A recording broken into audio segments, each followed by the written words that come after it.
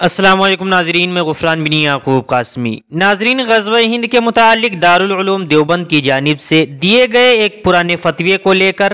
NCPCR کے chairman نے منشا کے مطابق رپورٹ نہ ملنے اور دارالعلوم دیوبند کے خلاف کسی طرح کارروائی نہ کیے جانے پر ناراضگی ظاہر کرتے ہوئے DM اور SSP کو 11 مارچ تک رپورٹ کے ساتھ دہلی طلب کیا ہے۔ غزوہ ہند کے فتوے کے متعلق تنازعہ کھڑا کر کے چائلڈ کمیشن کے چیئرمین نے اعلیٰ افسران کو دارالعلوم دیوبند کے خلاف FIR درج کر کے کارروائی کرنے کی ہدایت دی تھی۔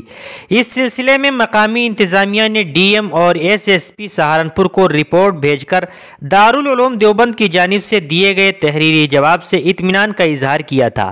جس میں کہا گیا تھا کہ یہ فتویٰ پرانا ہے اور حال کا اس سے کوئی تعلق نہیں۔ افسران نے اپنی رپورٹ میں واضح کیا تھا کہ دارالعلوم دیوبند کے خلاف معاملہ درج کرنے کا کوئی جواز نہیں بنتا،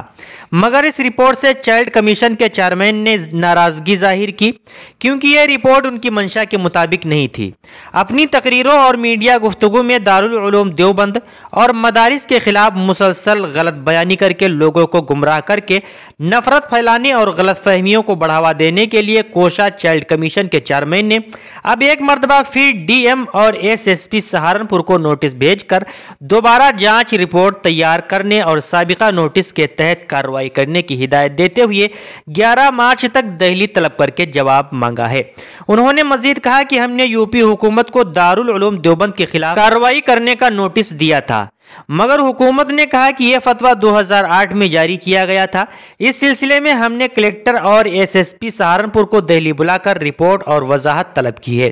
انہوں نے دارالعلوم دیوبند اور جمعیت علماء ہند کے خلاف غیر ملکی فنڈنگ کا بھی الزام عائد کیا ہے اور NCPCR نے دارالعلوم دیوبند کے فتویٰ غزوہ ہند سے متعلق پولیس اور انتظامیہ کی طرف سے دی گئی رپورٹ پر اعتراض کیا ہے۔ رپورٹ بھیجنے کے بعد کمیشن نے دوبارہ ضلعی انتظامیہ کو پرانے احکامات کی تعمیل کے احکامات جاری کر دیے ہیں، جس کی رپورٹ 11 مارچ تک دی جائے۔ دراصل 15 سال پہلے کسی نے دارالعلوم دیوبند کی ویب سائٹ پر غزوہ ہند کے بارے میں معلومات مانگی تھی، جس کے جواب میں دارالعلوم دیوبند کے مفتیان نے کتاب نسائی شریف کا حوالہ دیا تھا، جس پر کمیشن کے چیئرمین نے DM اور SSP کو خط لکھ کر اس معاملے میں کارروائی کرنے کو کہا تھا اور